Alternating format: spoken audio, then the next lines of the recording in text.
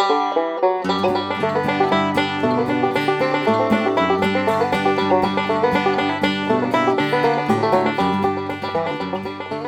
everybody, welcome to the Youth Academy Club with yours truly, Mr. Joe, and all our friends. And here it is, February 2021, and it's International Biscuit Month.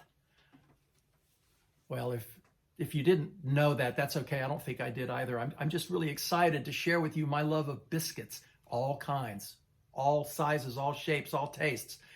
I'm going to share with you an original song I wrote about a true story having to do with biscuit making, and it involves a tongue twister. What's a tongue twister, you say? Well, allow me. Sally sells seashells at the seashore. Peter Piper picked a peck of pickled peppers. A peck of pickled peppers Peter Piper picked. If Peter Piper picked a peck of pickled peppers, where's the peck of pickled peppers Peter Piper picked? So you see, tongue twisters are a lot of fun, and they require a little bit of practice to get really good at saying them, just like learning music. Well, if we slow it down, put it to a nice groove like a song, we can unravel the mystery of tongue twisters. So I have employed one of my favorite tongue twisters only because I have so much trouble saying it, and that is the Rubber Baby Buggy Bumper. But in this case, it's the Rubber Baby Buggy Bumper Biscuit.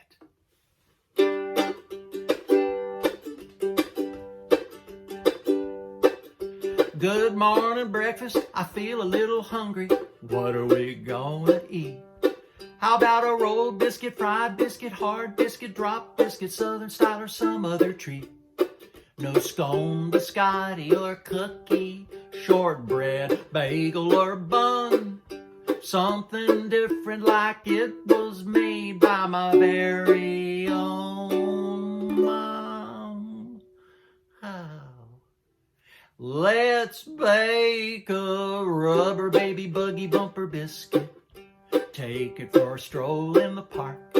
It's my own recipe, lots of stuff you see. We'll be eating it till way after dark. Gonna be the biggest buttermilk wonder you've ever seen coming down the road. Let's bake a Rubber Baby Buggy Bumper Biscuit. We'll be rocking this heavy load. Get 3 tons of all-purpose flour, 60 gallons of gobbledygook. Butter from a whole herd of cattle. Moo, don't believe us? Come take a look. With 55 gallons of gravy in a 1-ton skillet I found.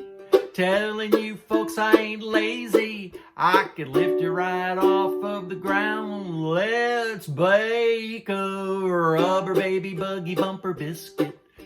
Take it for a stroll in the park. It's my own recipe, lots of stuff you see. We'll be eating it till way after dark. Gonna be the biggest buttermilk wonder you've ever seen coming down the road. Let's bake a Rubber Baby Buggy Bumper Biscuit.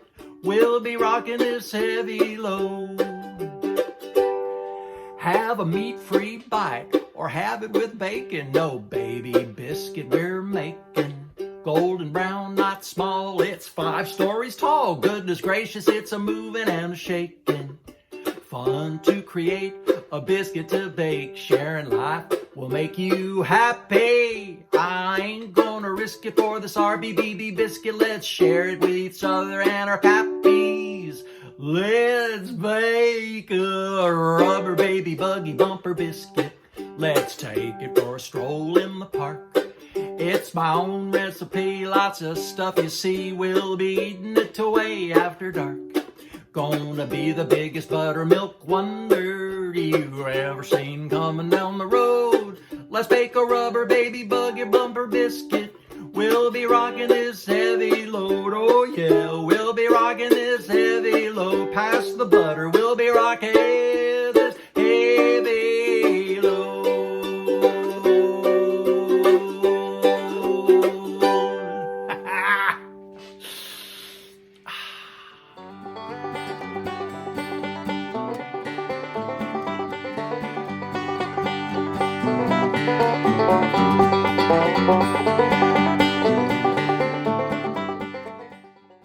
Hi, I'm Charmaine, and this is Charlie, and together we are Squirrel Butter, and we're here for another dance lesson with the Wintergrass Youth Academy. Thanks for tuning in. Okay, so last session, if you remember, we left off with learning the buck step. That was the final step of 3 that we learned. So let me remind you what happens with the buck step. With the buck step, we're stepping with a bent knee, and then we're lifting our weight up. So bend, keep your weight on that bent knee, and then lift it up with that leg. So we're going side to side, bend, straighten, bend, straighten, bend, lift, bend, lift. Excellent. And I'll go slow. Slow kind of requires more balance, but you can see I'm rocking my weight so it's well balanced over my leg before I lift my weight up. So you can kind of rock your weight along too, and your weight rocking helps you keep time. So we get a nice rhythm. I'm going to speed it up just a little bit so we don't have to balance quite as much. Buck step. Excellent. Now we're going to build on the buck step in this lesson. So we're going to go from this buck step to adding heels to it. We're going to add a heel accent so we get a third sound, a triplet. And the heel accent comes in right here. I'll show you first. There's the heel sound. 1 E and 2 E and 1 E and 2 E and. And the order of things is a step, and I'm stepping on a bent knee, and then I'm going to drag my heel, and then I'm going to lift up my weight and let my foot pop back a little bit. So I'll turn to the side so you can see what's happening there too, sideways. I'm going to go step with a bent knee, heel drag, and then I lift my weight up. Step, heel, lift. Step, heel, lift. Step, heel, lift. Step, heel, lift. Nice work. I'll turn the other way. That might be helpful. Step, heel, lift. Step, heel, lift. Step, heel, lift. Step, heel, lift. Excellent. So we're going to practice that with Charlie, and I'm going to call out to do one heel, no heels, the other heel, no heels, and then both heels together. So we'll see if we can get the heel to come in and then leave it out again. So we have a variance in sounds that we're making with our feet. And to stick with the theme, this song is called Biscuits on the Table. Biscuits on the Table. Perfect. All right. Buck step. So we'll just start with the buck step again. Step, lift, step, lift. I'm going to think about my right heel. I'm going to think about it until it tingles. And here it comes. Step, heel, lift, step, lift. Good work. So just my right heel is going. Step, heel, lift, step, lift, step, heel, lift, step, lift. Nice. And once you start getting it, see if you can kind of relax your body, your upper body. Make sure your posture is good. See if you can smile. And make sure you're breathing deeply. Excellent. I'm going to go back to the basic step here now. No heel. Think about your left heel until it tingles. And here it comes. Step, heel, lift, step, heel, lift, step, lift. Step, heel, lift, step, heel, lift, step, lift. Good. Remember to try to relax as you're doing though. And add the right heel back in. So now both heels together. Step, heel, lift, step, heel, lift, step, heel, lift, step, heel, lift. One more time through the tune.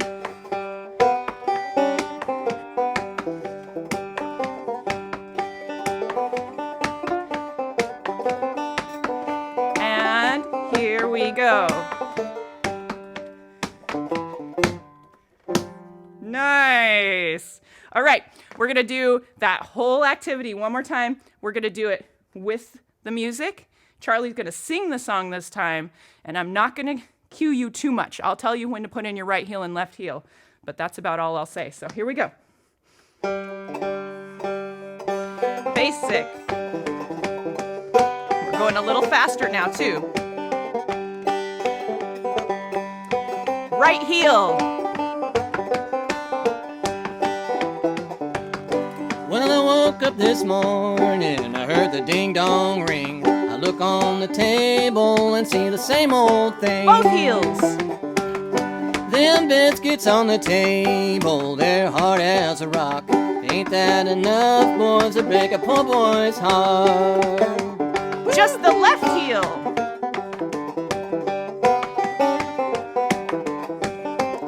Nice work. It's harder to subtract than add.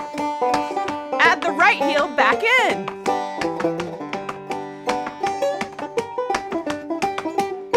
Good work. Basic. Right heel. Add the left. Them biscuits on the table, they're hard as a rock. Ain't that enough, boys, to break a poor boy's heart?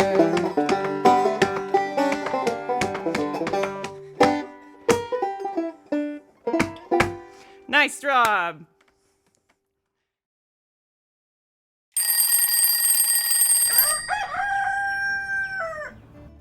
Biscuits. Old as the hills, right? Nope. Simple ingredients and down home, right? Nope again. It turns out the biscuits we know and love are a fairly recent invention, and they are very much a product of the scientific and industrial breakthroughs of the 1800s.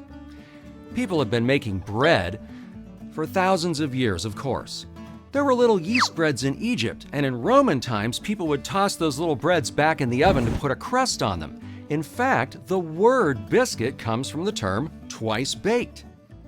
European sailors and soldiers for hundreds of years ate what they called biscuits, but in America, we called those things crackers because you'd break your teeth on them. They were just flour and water, and they were like concrete. You had to soak them in your tea to make them edible. No, what we think of as biscuits started in the early 1800s as a delicacy, a special treat usually only found on the Sunday brunch tables of the rich because they were made with precious ingredients: fine milled white flour, buttermilk, butter, and a very small, very exact amount of salt and soda to make them rise. Enter science.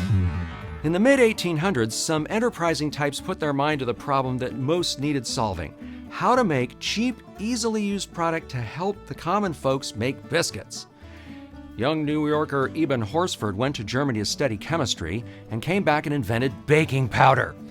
No more hard crackers.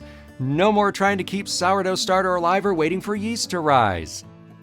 Enter industry. Baking powder became so popular, it was one of the first food products to be mass manufactured in big factories, packaged, given a brand name, and shipped far and wide on trains. Suddenly, everybody was baking biscuits, so a second wave of invention came along in the late 1800s.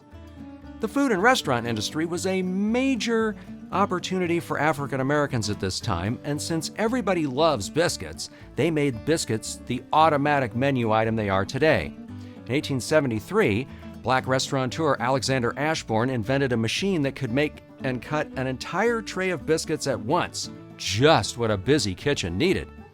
Around the same time, a woman named Margaret Knight invented the paper sack for all those factory-produced groceries. Somebody was going to make a fortune, and that was Bill Monroe. Bill Monroe? Well, okay, William Monroe Wright, cousin of the guys that invented the airplane. That's a hint of what's to come. Bill Monroe Wright invented double-acting baking powder, made a lot of money, and retired to Kentucky, the bluegrass state. Around that time, 1899, a mill in Nashville, Tennessee, got the idea to put baking powder right in the flour so cooks could make biscuits even faster. The Martha White Company called this new product Hot Rise. If this is starting to sound familiar, it's because about 30 years later, Martha White became the sponsor of the Grand Ole Opry radio show, which they remain to this day.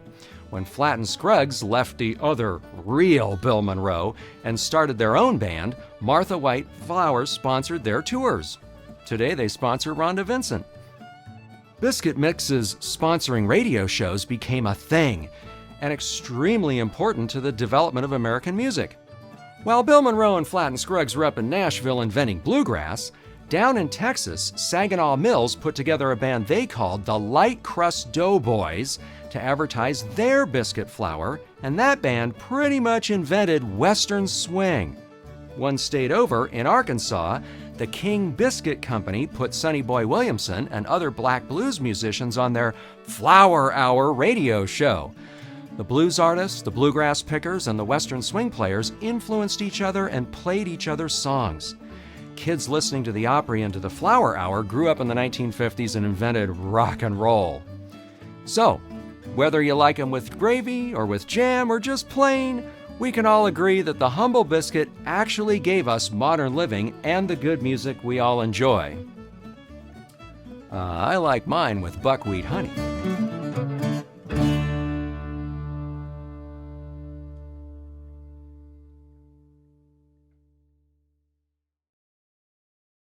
This is a song in the key of G, and it uses the chords G, C, and D, and is a real simple little song. It's actually a bluegrass type song.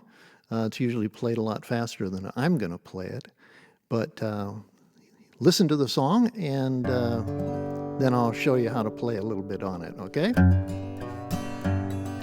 I got a pig home in a pen, corn to feed him on. All I need is a pretty little girl to feed him when I'm gone. I'm going up on the mountain, raise a little cane, fetch a barrel of sorghum to sweeten little Liza Jane.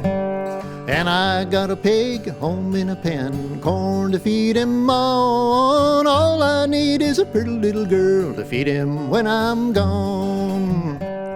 Oh, bake 'em biscuits, baby, bake 'em nice and brown. When you get the biscuits baked, Alabama bound. And I got a pig home in a pen, corn to feed him on. All I need is a pretty little girl to feed him when I'm gone.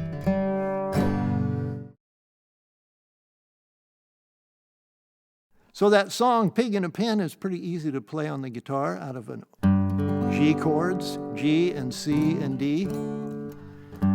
And to play it, you use a lot of open strings on the guitar. So I'm going to just show you how to do it here, starting with the G string.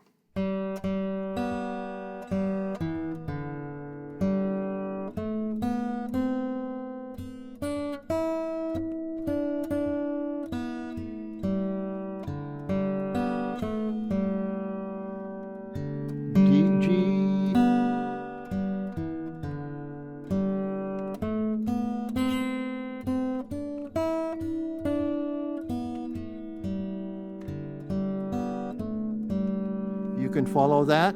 It's G, 2nd fret.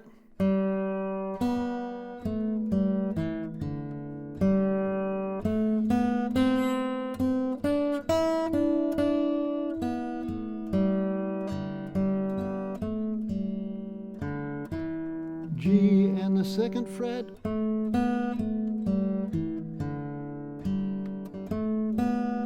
First fret on the E on the B string, and then the open E, D on the B string, and then the B, A, G, E, D.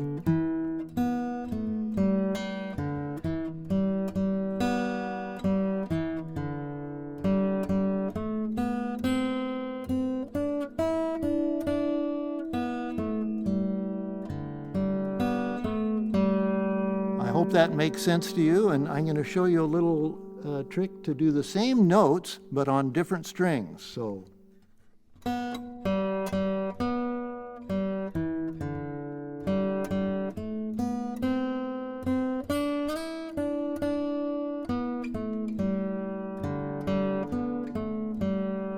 and that one utilizes the 3rd fret on the B, 4th fret on the G string, and the 2nd fret.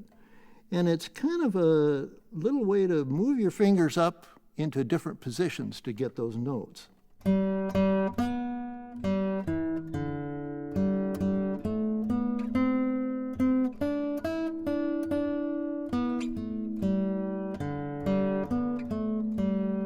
And then to do a little banjo slide to begin it, you can have kind of fun doing.